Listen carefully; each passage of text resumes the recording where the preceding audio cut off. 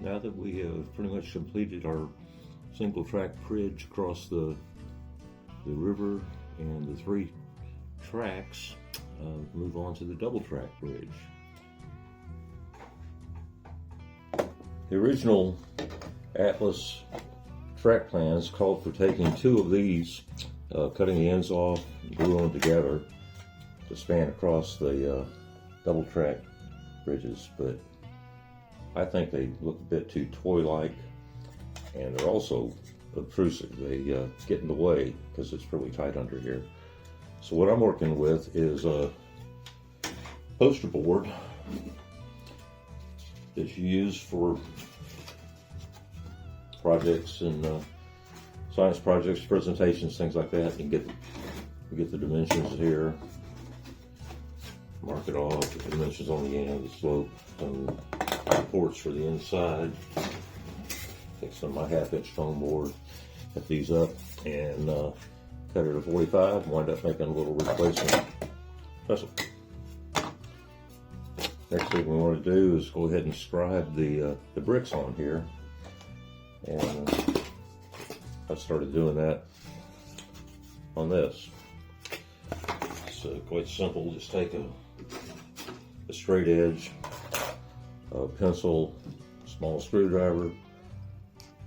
I like using a scribe. It tends to work best. And what you want to do is pull it towards you, so you don't want to poke into it, and carefully lay out your bricks. Like I said, maybe 25-30 degrees. Pull it across. Make your brick lines.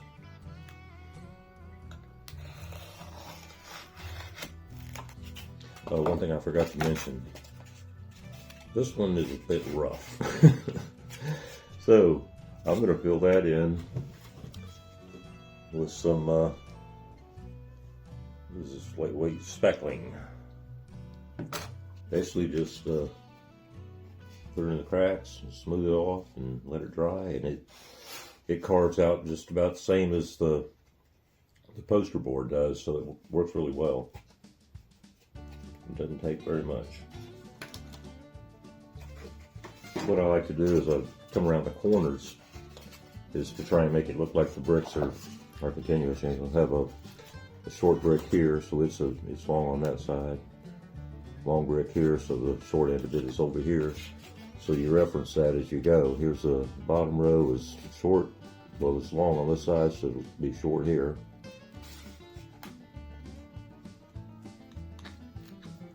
And just do every other one.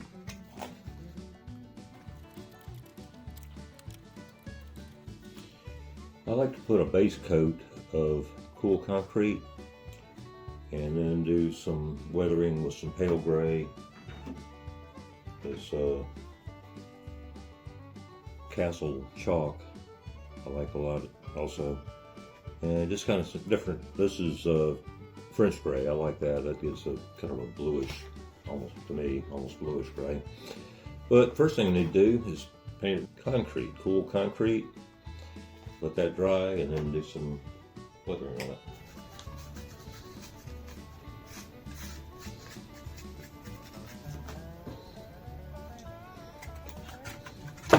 I'll kind of dry brush these, but not really. You know, mix the paints too, and make it look like best we can aged concrete blocks or granite blocks.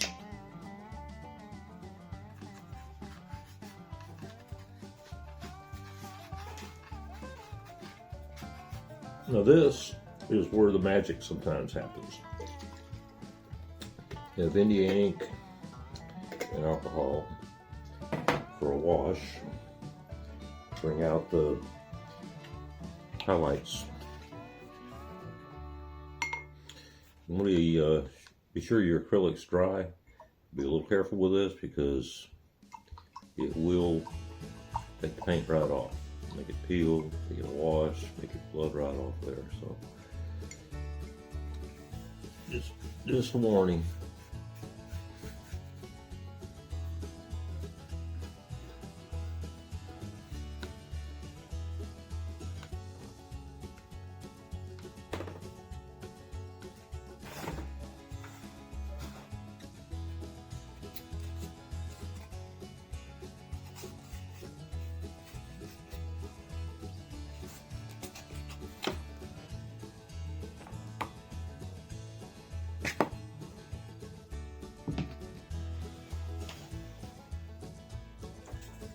Well, I made toppings for my bridge piers and trimmed them to fit, and all the video was corrupted. So I'll show you how I do that. I made these a little bit taller than needed so that I could adjust them to fit once I got everything ready. And the top had to be shaved down, so I simply take my a hot wire cutter and use the protrusions on the end and get it in the right place. Stand it on a flat surface, and I just ran it under here, and each one took about twice, and I shaved these little pieces off. And I'm not going to do this again because it would ruin it, but as an example, take this little piece of foam, say that's one of the bridge piers, just gently run it underneath there.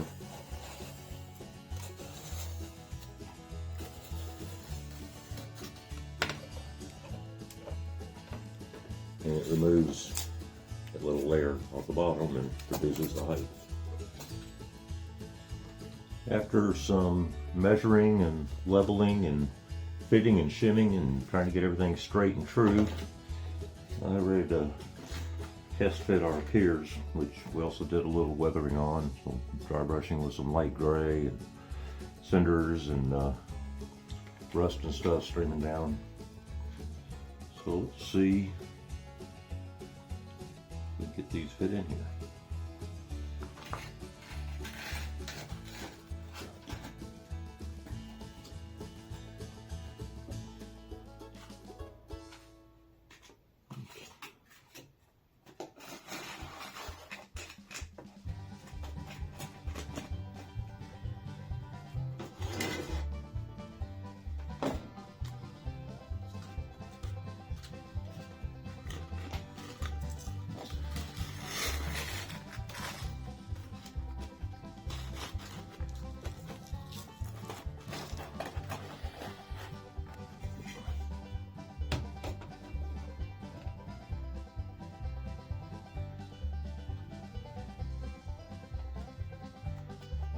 For level,